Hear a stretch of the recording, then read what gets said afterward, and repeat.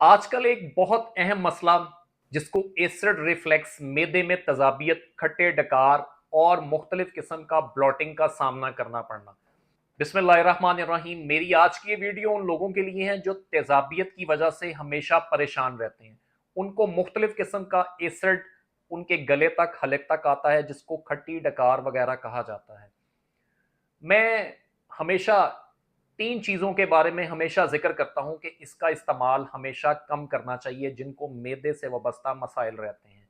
सबसे पहले नंबर पे चाय, दूसरे नंबर पे कोल्ड ड्रिंक्स, बॉटल जूसेस वगैरह और मुख्तलिफ किस्म के कार्बोनेटेड ड्रिंक्स, और तीसरे नंबर पे मीठी अशिया ज़रूरत से ज़्यादा।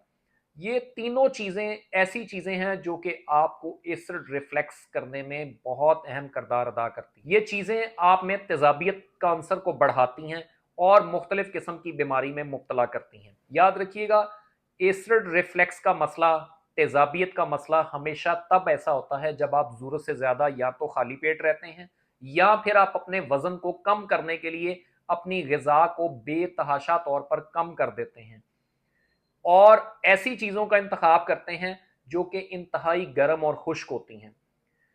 हमेशा याद रखिएगा, हमारे बॉडी के अंदर, मैदे के अंदर तेज़ाब कुदरती तौर पर बनता है जो हमारी ग़िज़ा को हज़म करने में अहम किरदार।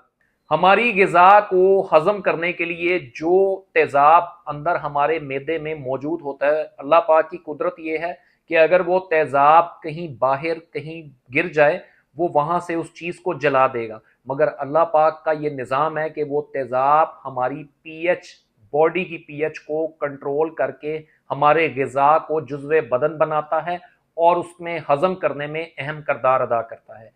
अगर वो तेज़ाब हमारे हलक तक आए तो हम बहुत सारी प्रॉब्लम्स में मुब्तला हो जाते हैं, जिसको तेज़ाबियत कहा जाता है, और गैस्ट्रेशन और मुख्तलिफ किस्म की ब्लॉटिंग, इस किस्म की बीमारियां ज़रूरत से ज़्यादा बनना शुरू हो जाती हैं। आज मैं नाजरीन के सामने तेज़ाबियत के लिए एक ऐसा नुस्खा मुतारिफ करवाऊंगा जिस बिना पे आपकी तेज़ाबियत भी हमेशा के लिए ख़त्म हो जाएगी और आप अपनी सेहत को बहुत ज़्यादा मैदे से कम 8 से 10 किस्म की बीमारियों से हमेशा के लिए महफूज रहेंगे।